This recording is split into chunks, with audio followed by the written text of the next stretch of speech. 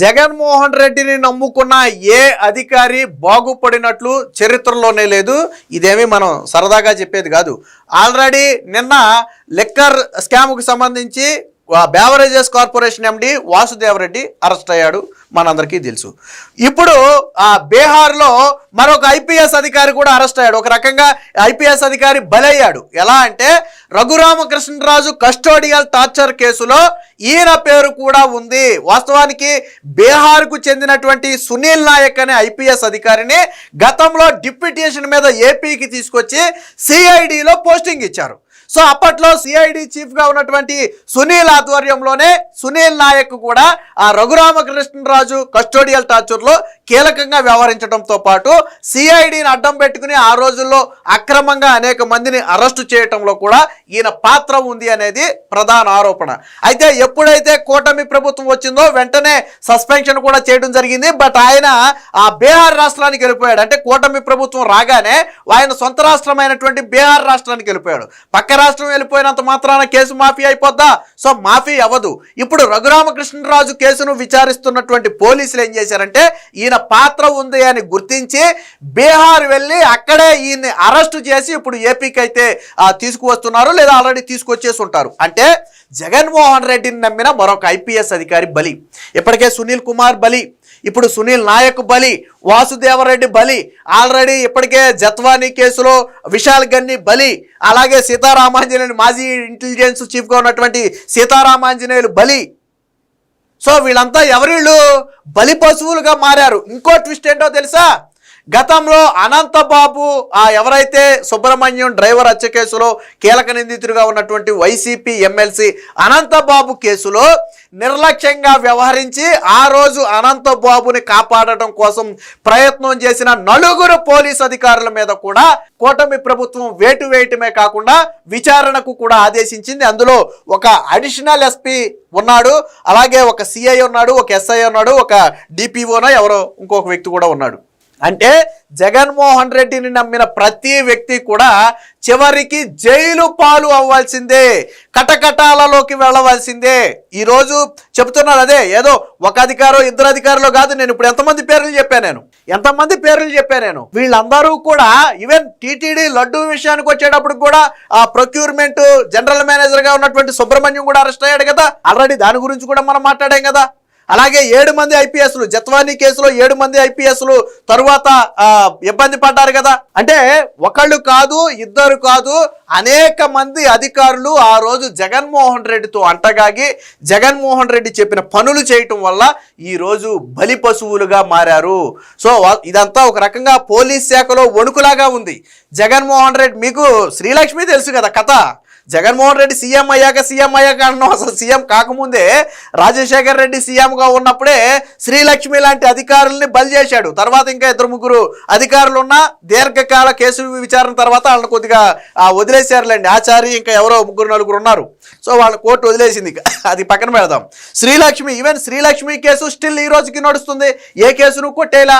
మొన్న కూడా ఓఎంసీ గనులకు సంబంధించి సుప్రీంకోర్టుకి వెళ్తే మేము కేసు కొట్టేయడం కుదరదు, ఆరోపణలు బలంగా ఉన్నాయని చెప్పి సుప్రీంకోర్టు తిరస్కరించింది. అంటే జగన్మోహన్ రెడ్డి హయాంలో తన అవినీతికి సహకరించిన అందరూ కూడా తరువాతి కాలంలో ఇబ్బంది పడ్డారు అనేది వాస్తవం.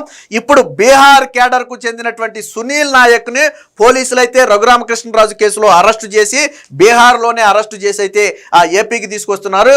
ఇది ఒక రకంగా ఐపీఎస్ వర్గాలలో ఒక కలకలం లాంటిది. ఎందుకంటే జగన్మోహన్ రెడ్డి హయాంలో ఇంతమంది ఐపీఎస్లు తొత్తులుగా మారారా? ఇంతమంది ఐపీఎస్లు పరిధి దాటి వ్యవహరించారా? నిబంధనలు ఉల్లంఘించారా అని ఐఏఎస్ ఐపీఎస్లో కూడా ఒక రకమైనటువంటి కలవరపాటు. ఈవెన్ ఎందుకంటే వాసుదేవరెడ్డి ఇప్పటికే అరెస్ట్ అయ్యి జైలుకి వెళ్ళాడు. ప్రస్తుతానికి వాసుదేవరెడ్డి జైల్లో ఉన్నాడు.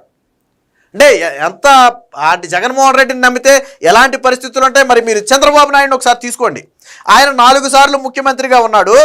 ఒక్కసారైనా సరే, ఒక్క అధికారైనా సరే తర్వాత ఇబ్బంది పడ్డాడా?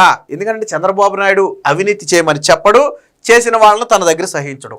సో చంద్రబాబు గారి దగ్గర పనిచేస్తే అవినీతి రాదు, పనితనం వస్తుంది, పాలన ఎలా పరుగులు పెట్టిస్తాలో తెలుస్తుంది, కొత్త విషయాలు తెలుసుకుంటారు. కానీ జగన్మోహన్ రెడ్డి దగ్గర పనిచేస్తే ఇవేమీ అవసరంలా. అవినీతి గురించి తెలుసుకుంటారు, అక్రమాల గురించి తెలుసుకుంటారు, రూల్స్ ని ఎలా ఉల్లంఘించాలో తెలుసుకుంటారు. దానికి ఉదాహరణ ఇదే. 4 సార్లు జగన్మోహన్ రెడ్డి సీఎం కాకముందే కొంతమంది అధికారులు బలి, సీఎం అయిన తర్వాత కొంతమంది అధికారులు బలి. బట్ చంద్రబాబు నాయుడు 4 సార్లు సీఎం అయినా కానీ ఒక్క ఐఏఎస్ కానీ ఒక్క ఐపీఎస్ కానీ పేరు చెప్పండి మీరు. ఏ వ్యక్తి కూడా ఇబ్బంది పడలేదు, ఏ వ్యక్తి మీద లేదు. ఎందుకని? ఏ అవినీతి కేసులు ఎవరు ఎందుకు ఇరుక్కోలేదంటే ఆయన అవినీతిని సహించడం, అలాంటి వాళ్ళని దరిచేరనివ్వడు. జగన్మోహన్ రెడ్డి కావాల్సిందేంటి? ఏరుకోరి మరి తీసుకొచ్చి పెట్టుకుంటారు. వాసుదేవ్ రెడ్డి అక్కడ రైల్వేస్ నుంచి తీసుకొచ్చారు, సునీల్ నాయక్ అక్కడ బీహార్ నుంచి తీసుకొచ్చారు. రాష్ట్రంలో లేరు అధికారులు? అంటే కావాలని కొంతమంది చేత కొన్ని పనులు చేయించుకోవడానికి తీసుకొచ్చి చివరికి వాళ్ళని బలిపశువులుగా మారుస్తారు. దీనికి సంబంధించి ఒక బ్రేకింగ్ న్యూస్ కూడా అయితే వచ్చింది, ఒకసారి చూద్దాం. కస్టోడియల్ టార్చర్ కేసు, పోలీసుల అదుపులో బీహార్ అధికారి. బీహార్ కేడర్ కు చెందిన ఐపీఎస్ అధికారి సునీల్ నాయక్ ను ఏపీ పోలీసులు అదుపులోకి తీసుకున్నారు. ఏపీలో deputy speaker Raghuramakrishnaraju custodial torture కేసులో సునీల్ నాయక్ నిందితుడిగా ఉన్నారు. ఆ సమయంలో ఆయన సిఐడి డిఐజీగా పనిచేశారు.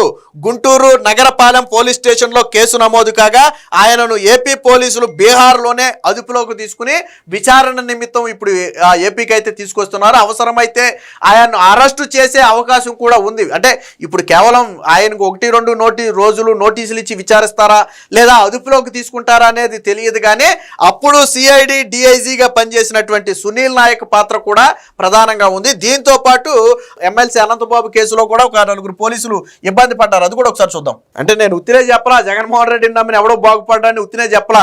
ఈ ఒక్క రోజే వీళ్ళు 4, వాసుదేవరెడ్డి 5, సునీల్ నాయక్ 6 అధికారులు ఒక్కరోజు వార్తల్లోకి వచ్చారు. ఒకే రోజు 6 అధికారులు వార్తల్లోకి వచ్చారు. ఆల్మోస్ట్ అందరూ కూడా సస్పెండ్ అయ్యి అరెస్టులకు దగ్గరలో ఉన్నవాళ్ళే. ఇక్కడ చూడండి, అనంతబాబుతో అంటగాగిన కాకీలపై వేటు, డ్రైవర్ సుబ్రహ్మణ్యం హత్య కేసులతో నిందితులతో కుమ్మక్కైన ఫలితం. అదనపు ఎస్పీ, ఒక ఎస్పీ, అలాగే ఎస్పీడీఓ, అలాగే సిఐ, ఎస్ఐల సస్పెన్షన్. నాటి విచారణలో లోపాలపై శాఖాపరమైన విచారణకు ఆదేశం.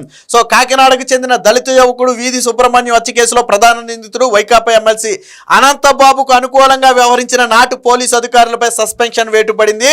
నాడు నిందితులతో పోలీసులు కుమ్మక్కైనట్లుగా కనిపిస్తుందని, వారిపై ఇప్పటి ప్రభుత్వమైన చర్యలు ఎందుకు తీసుకోలేదోనని సుప్రీంకోర్టు ఘాటైన వ్యాఖ్యలు చేయడంతో ఉన్నతాధికారులు వెంటనే స్పందించారు. వాస్తవానికి ఈ కేసుకు సంబంధించి ఈ వ్యాఖ్యలు చేసింది ఎవరంటే సుప్రీంకోర్టు. వాస్తవానికి ఆ రోజు డ్రైవర్ హత్య కేసులో పోలీసుల నిర్లక్ష్యం, అంటే ఛేదించడంలో పోలీసుల నిర్లక్ష్యం చాలా స్పష్టంగా కనపడుతుంది.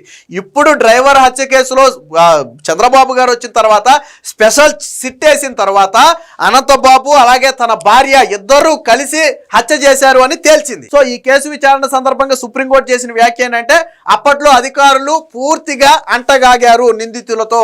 ఆ విషయం స్పష్టంగా అర్థమవుతుంది. బట్ అలాంటి అధికారుల మీద ఇంకా చర్యలు ఎందుకు తీసుకోలేదని చెప్పి సుప్రీంకోర్టు కూడా అసహనం వ్యక్తం చేస్తే వెంటనే రాష్ట్ర ప్రభుత్వం దానికి గాను చర్యలు తీసుకుంది. సో అందులో వి భీమారావు, ఆకుల మురళీకృష్ణ, అలాగే మురళీకృష్ణారెడ్డి, అలాగే ఎన్ సతీష్. సో ఈ 4 అధికారుల మీద కూడా వేటు వేస్తూ పోలీస్ శాఖ అయితే చర్యలు తీసుకుంది. అంటే మొత్తంగా జగన్మోహన్ రెడ్డి హయాంలో జరిగినటువంటి ప్రతి ఘటన వెనక కూడా అయితే ఐఏఎస్ అధికారి లేదా ఐపీఎస్ అధికారి లేదా కింది స్థాయి అధికారులు మొత్తానికి బలి పశువులుగా మారటం అనేది మాత్రం కామన్. జగన్మోహన్ రెడ్డి అంటే అందరూ అంటారు కదా, జగన్మోహన్ రెడ్డి మీకు బెస్ట్ ఎగ్జాంపుల్ ఒకటే. జగన్మోహన్ రెడ్డి హయాంలో తప్పులు జరిగాయా లేదనేది ఈ అధికారులను చూస్తే మీకు అర్థమవుద్ది.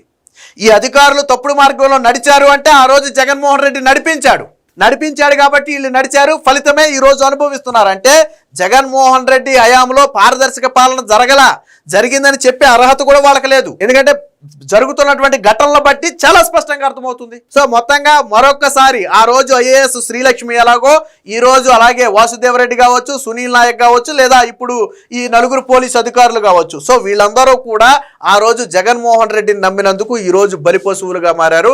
ఏది ఏమైనా మొత్తంగా బీహార్కు చెందినటువంటి ఐపీఎస్ అధికారిని అక్కడే అరెస్టు చేసి రాష్ట్రానికి తీసుకురావడంతో ఇది పోలీసు వర్గాల్లో కూడా ఒక చర్చగా మారింది.